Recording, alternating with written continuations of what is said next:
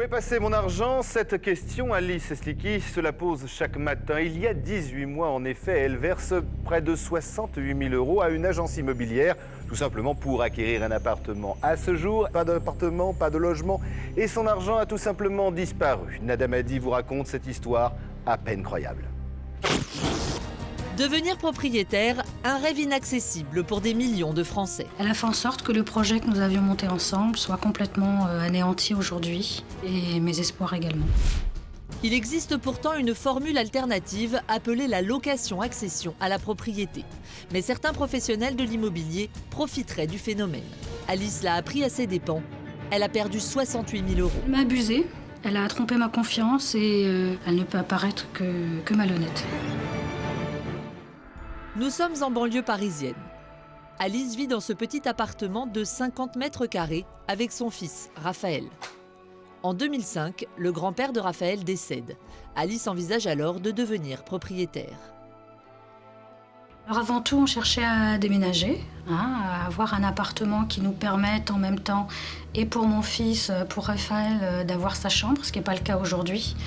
Et puis surtout, maman se retrouvait seule, donc bien évidemment avoir la possibilité de pouvoir l'héberger de temps en temps. Pour moi, c'était une nouvelle vie, c'était vraiment une vie qui se refaisait. J'allais pouvoir avoir une chambre, plus d'espace, recevoir des gens, accueillir ma grand-mère. C'était vraiment plus une facilité au quotidien. Mais le projet d'Alice ne tarde pas à s'envoler. À 47 ans, les banques sont pour la plupart réticentes face aux emprunts immobiliers. Sans pour autant se décourager, Alice veut savoir s'il existe d'autres solutions pour devenir propriétaire sans emprunter d'argent à une banque. Elle se rend alors dans une agence immobilière de la banlieue parisienne. Et ça tombe bien, car la directrice a une solution, clé en main. Elle nous a proposé différentes simulations pour cette acquisition. Et donc le principe même tenait sur le fait de payer tous les mois un montant locatif qui serait un peu majoré de celui que je paye actuellement, mais qui me permettrait non seulement d'être propriétaire, de choisir donc le bien, et en même temps d'avoir un appartement beaucoup plus grand que celui que j'ai actuellement. Donc à son avis, en tout cas suite à sa présentation, tout a gagné à ce contrat. Afin de mieux comprendre le système de la location-vente, nous avons rencontré Karine Grochtern, courtier en prêt immobilier. Le locataire accédant va payer une redevance qui va être en partie du capital remboursé au propriétaire et en partie un loyer. Il va pouvoir occuper le bien pendant tout ce délai-là. Au terme de ce délai, il a deux possibilités.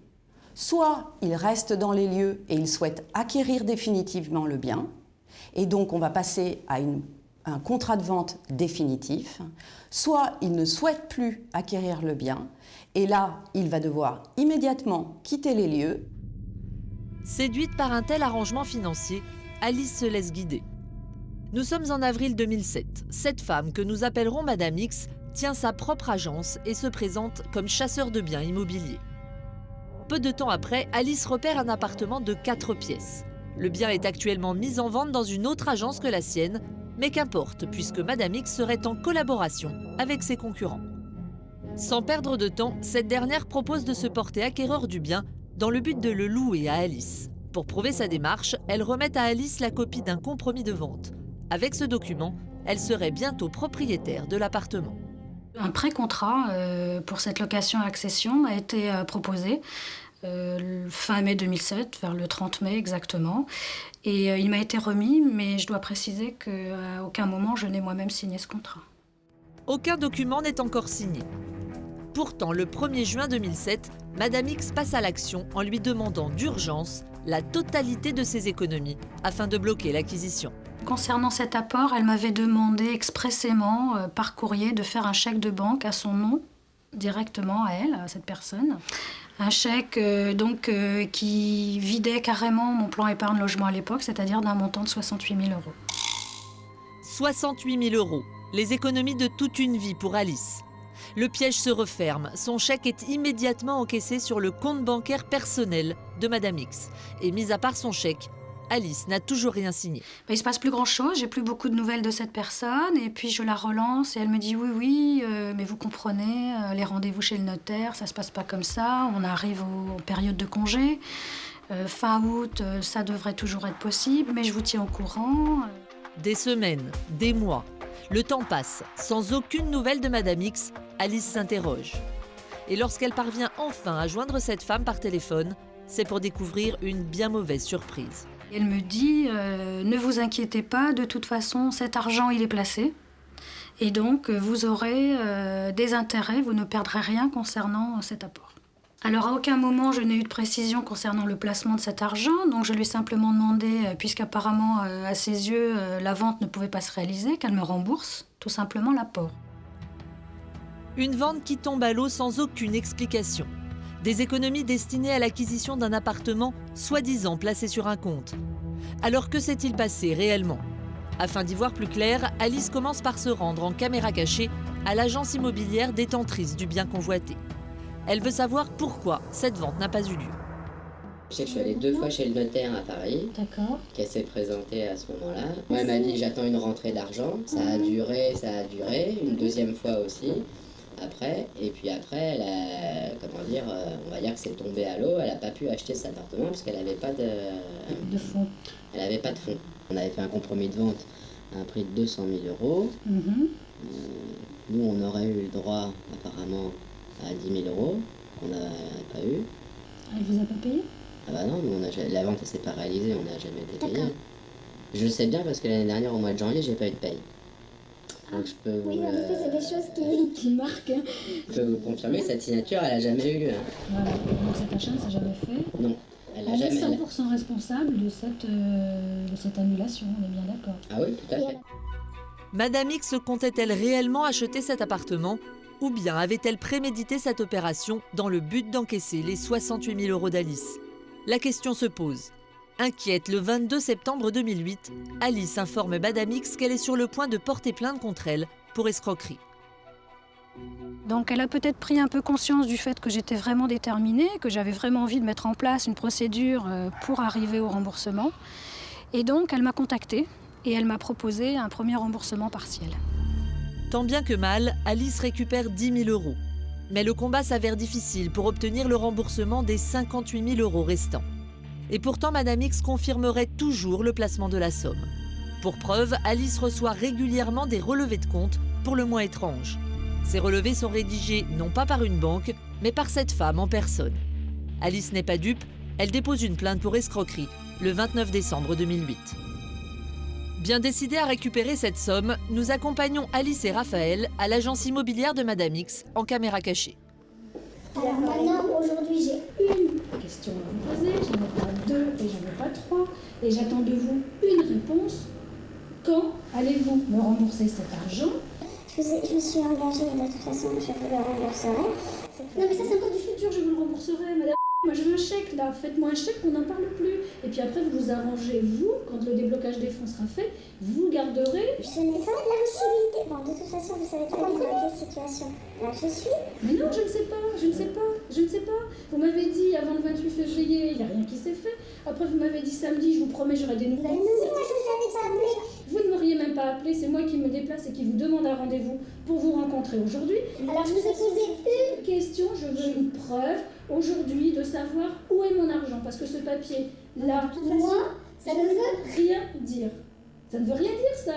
Le seul papier dans cette affaire officielle que vous avez, c'est la copie. Non, c'est la copie du chèque de banque que je vous ai fait. On est bien d'accord. Tout à fait. On n'est pas là pour se disputer. Mais non, mais on n'est pas là pour se disputer. Mais on n'est pas là pour se voler non plus. Attendez, madame, il est où cet argent? Je suis pas là pour... Il est où cet argent? Ça va faire 2 ans. Vous avez déposé une plainte. Et alors? Il y a une enquête en cours, Oui. donc je ne peux rien dire pour l'instant. Et pourquoi vous m'écrivez en disant que vous allez payer le 28 février? Pourquoi vous me donnez un papier qui ne vaut rien? Parce que j'avais des éléments. Non, vous n'avez aucun élément, vous avez simplement mon argent. Je n'ai pas eu l'appartement, je n'ai jamais été chez le notaire et je n'ai pas mon argent. Vous faites des papiers qui ne valent rien. Madame X est incapable de fournir la moindre explication. Ses propos ne sont pas clairs. Excédé par une telle mauvaise foi, notre caméraman intervient. Une question simple, réponse simple. Où est cet argent? Il y a une enquête et je ne peux pas pour l'instant. Mais ne racontez Comment ça, pas vous n'importe pouvez pas me dire quoi. où est mon argent? Montrez-moi la trace que vous avez de l'achat de Oui, l'appartement. je vais vous le montrer. Allez-y. Pour preuve de son acquisition, Madame X nous sort du chapeau une lettre type, précisant uniquement la description de l'appartement. Une fois de plus, prendrait-elle Alice pour une imbécile? C'est étonnant que vous n'arriviez pas à répondre juste à cette question. Où est l'argent? Mais il n'y a jamais de réponse. Il n'y a jamais de réponse précise. L'argent, il a été... Non, c'est pas vrai. L'appartement n'a jamais été vendu. L'appartement n'a jamais été vendu, vous le savez très bien. Et moi, je le sais aussi. Vous parlez, on voit rien du tout. On voit rien du tout. Rien. On vient à chaque fois, on passe des heures avec vous, on parle, il n'y a rien. Il n'y a rien, il n'y a que du blabla, des faux papiers, de la connerie, ça m'énerve. Ça m'énerve. Face aux réponses incohérentes de Madame X, Alice et son fils repartent, bien plus inquiets qu'en arrivant. De retour chez eux, c'est la consternation. Une impression pas très positive, une impression de déjà vu, déjà entendu surtout. Elle reste fermée sur les mêmes excuses, les mêmes arguments qui sont sans fond et pas d'issue, en tout cas à court terme, possible. Toujours la même chose, toujours les mêmes discours. Non, je suis vraiment très déçue et ouais, voilà, c'est ça, c'est l'impression d'avoir fait confiance et que on a été un peu trahis, quoi. 25 ans d'économie, 58 000 € volatilisés. Alice est au bord du gouffre. Il est temps pour nous d'intervenir, car aujourd'hui, une seule question se pose. Où est cet argent? Bonsoir Alice, bonsoir Raphaël. Bonsoir. J'ai de la peine pour vous, vraiment sincèrement, et pour Raphaël. Cette accession à la propriété, c'est un rêve pour tout un chacun. Oui, c'était un projet vraiment très réaliste. Mon fils arrive à un âge où il a besoin en effet d'indépendance et c'était pour moi une joie que de lui annoncer qu'enfin on passait à quelque chose de concret. Est-ce que c'est quelque chose qui vous pourrit la vie de tous les jours? Ah, complètement.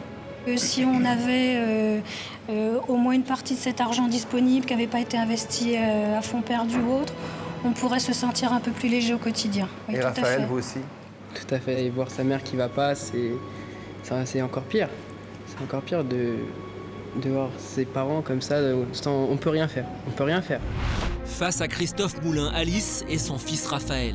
Alice s'estime flouée par la directrice d'une agence immobilière. Montant de son préjudice, 68 000 €. Seule, avec un enfant à charge, démunie et fragile, la jeune femme nous appelle à l'aide. Chaque membre de l'équipe est affecté par sa détresse. Cette émotion sera notre moteur dans la recherche d'une issue favorable. Avant tout, il s'agit d'établir le dialogue avec l'adversaire d'Alice. C'est la mission de notre journaliste Nada Badi, dépêchée sur place. Alors, Nada, visiblement, il y a eu quelques petits problèmes pour avoir cette dame. Il semblerait que vous soyez sur le point de mettre la main dessus. Alors effectivement, on s'est rendu d'abord dans un premier temps à l'agence immobilière de cette dame. On a trouvé porte close, on a été à son domicile, on attendait donc votre appel pour intervenir puisqu'elle était chez elle.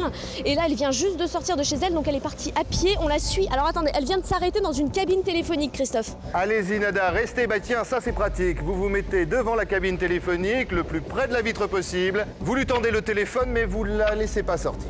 Ok, on fait comme ça, elle vient de décrocher. Allez, bon courage, on compte sur vous, c'est la seule solution. L'étau se resserre sur notre adversaire. Quelle sera sa réaction?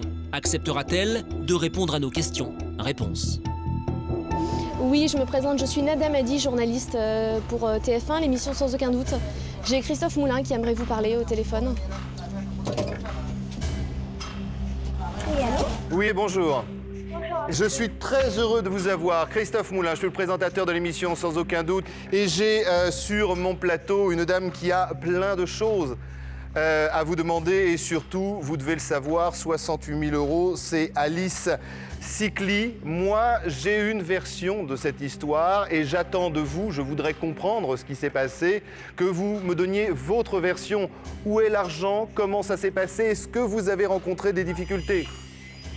Oui, effectivement, j'ai rencontré des difficultés. Mais à partir de là, moi, je suis prête à rembourser Madame Sikli.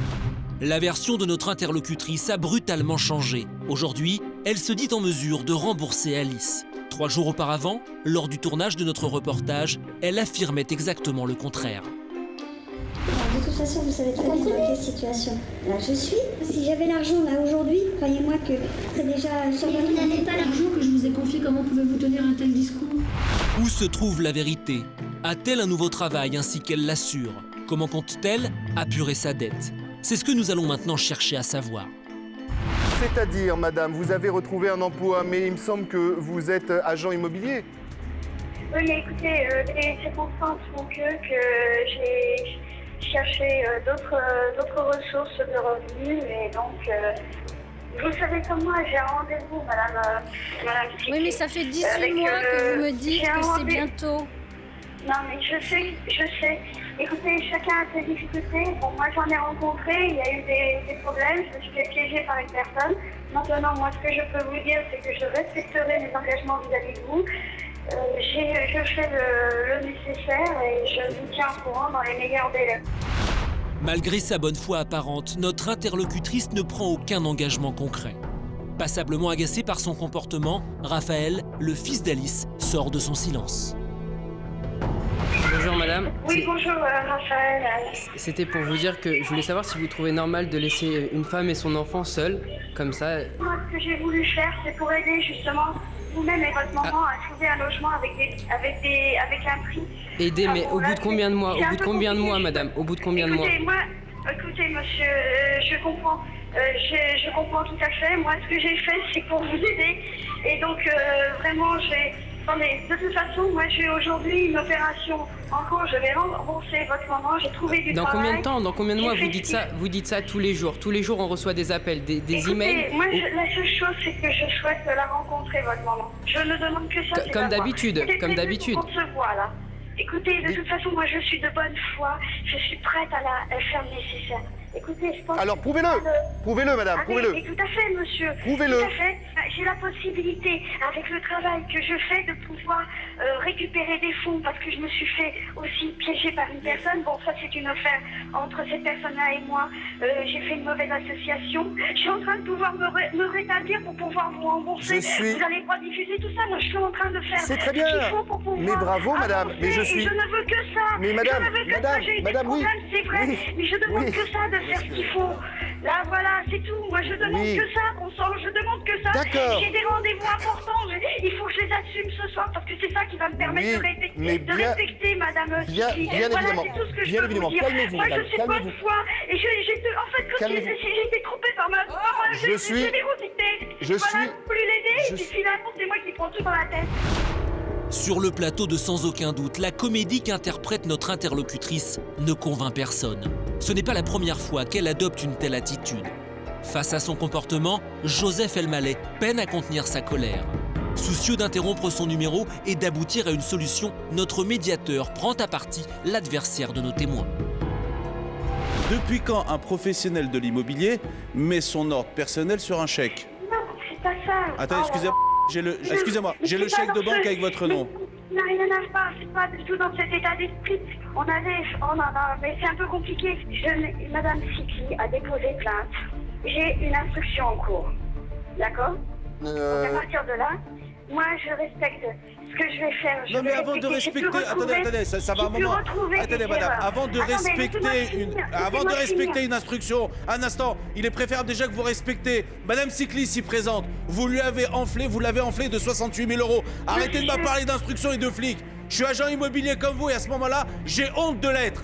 Alors arrêtez maintenant. Bon, écoutez, arrêtez. Pas la peine, parce que sincèrement, c'est pas avec vos belles paroles, avec vos cris que ça va changer quelque chose. Écoutez, moi je suis de bonne foi. Alors, si vous êtes de bonne foi, je vous écoute. Alors, qu'est-ce qu'on fait? Moi, je suis d'accord. Si vous le permettez, une petite seconde, simplement, on va se calmer. Je vais vous expliquer. J'ai voulu tout faire pour que vous puissiez. Putain, c'est vrai, j'ai eu des problèmes, merde. Maintenant, j'ai un travail et vous proposez quoi? Je suis en train de tout préparer. Mais merde. vous proposez quoi? Mais arrêtez un peu le côté, les larmes et tout. Qui est-ce qui a été enflé de 68 000 €? C'est pas vous. Alors moi, je vous écoute maintenant. Non, je suis pas bien. Je peux vous assurer que je suis pas bien. Mais cet argent, vous en avez fait quoi? Non, mais attendez. Moi, j'ai eu des problèmes. C'est vrai, je suis en train de tout faire pour la rembourser. J'ai un nouveau boulot, je suis en train de tout faire pour la rembourser. Faut pas m'empêcher de la rembourser, c'est tout. Pour un peu, l'intervention de notre équipe constituerait un obstacle à la résolution de l'affaire. Un comble. Depuis 18 mois, notre interlocutrice n'a remboursé que 10 000 des 68 000 € qu'elle doit à Alice. Hors antenne, la conversation se poursuit. Nada Madi essaye d'apaiser le climat. Putain, c'est pas vrai, merde. calmez-vous, c'est pas la peine de se mettre dans des états pareils. Nous, ce qu'on vous propose, c'est de trouver un arrangement pour qu'Alice récupère ses fonds et que sa plainte soit retirée. Sur le plateau, Christophe Moulin profite de ce contretemps pour s'entretenir avec sa garde rapprochée. Comment contraindre l'adversaire d'Alice à honorer sa dette? L'animateur de Sans aucun doute demande à Joseph Elmaleh de se rendre sur le terrain aux côtés d'Alice afin d'organiser une réunion avec son adversaire. Cette proposition remportera-t-elle l'adhésion de notre interlocutrice? Nous la recontactons, la discussion s'engage. On oublie la procédure judiciaire, il n'y a plus de justice. Et c'est juste entre vous, d'accord? Oui. Vous êtes d'accord? D'accord, ok. Vous vous engagez, vous restez avec Nada et on fait ça, d'accord? D'accord. Allez, bon courage, on ne pleure plus, on trouve une solution, d'accord? Ok. Allez, j'ai confiance en vous, j'ai envie d'avoir confiance ce soir. Joseph Elmaleh quitte le plateau. Alice et son fils lui emboîtent le pas. Direction l'agence immobilière de notre interlocutrice en banlieue parisienne. Nada Madi prend-elle aussi la route afin de les rejoindre? Elle est accompagnée de l'adversaire d'Alice. À bord du véhicule, la tension est palpable. Au bout d'un moment, ça suffit de se faire balader, on veut quand même un petit peu de concret. Mais moi aussi, mais j'en suis malade de tout ça. J'en suis malade. Allez, je vais à pied parce que j'ai besoin de prendre l'air. C'est à droite un peu plus loin. Dès le début de la réunion, Joseph Elmaleh prend la parole. Il sensibilise son interlocutrice à la nécessité de mettre en place au plus tôt un plan de remboursement. Actuellement, il y a un engagement qui est ferme. Donc ça veut dire avec un... Non, mais moi, c'est pas des galeries, là. Un instant. On va les définir, les dates. C'est moi, tant de... J'avais des fonds. Pas de problème. Moi, je vais la rembourser. On n'en doute pas. J'aurai l'argent là, mais je vous le donnerai, je suis la prête à vendre mon sang pour que vous ayez ce putain de pognon. Ça fait cher le litre. Mais ce que je veux dire par là, madame, c'est qu'on n'est pas là pour vous accabler. À l'issue de cette table ronde, nous établissons la liaison avec Joseph Elmaleh. À ses côtés, Nada Madi, notre journaliste, et nos deux témoins. Bilan. Allô? Oui, comment ça va? Bien. Et vous sur le plateau? On a un petit peu froid, mais je pense que ça nous a réchauffé le cœur un petit peu de ce qu'on a pu obtenir. Alors pour annoncer un petit peu la bonne nouvelle, c'est qu'on lui a fait quand même prendre conscience de ce qu'elle devait. C'était ses obligations, ses devoirs envers Alice. Et par rapport à ça, on lui a fait signer donc un protocole d'accord et une reconnaissance de dette. Et elle s'engage à payer dès le mois prochain 5 000 € par mois jusqu'à l'extinction de la dette. Voilà, Christophe. Bravo! Ah, alors là, je pense qu'Alice, et Joseph, j'aimerais bien que vous puissiez me la passer, va pouvoir rêver d'un nouvel achat. Je vous la passe, Christophe. Merci beaucoup, Joseph. Allô? Ça va, Alice? Ça va un petit peu mieux, oui, en effet. Je suis très contente de vous avoir au téléphone, puisque vous avez entendu qu'on avait en effet une bonne nouvelle au dénouement. En tout cas, une équipe formidable, une médiation parfaitement menée et une issue, donc, comme vous venez de l'apprendre, totalement positive en ce qui nous concerne. Merci beaucoup. C'est moi qui vous remercie. Je suis super heureux pour vous. Merci. Je vous embrasse. Merci. Belle vie. Merci. À bientôt, Alice. Vous embrassez très fort, Raphaël. Merci beaucoup. Et vous nous tenez au courant. On vous lâche pas, on vous lâche plus. Merci encore, à très bientôt. C'est moi, à bientôt.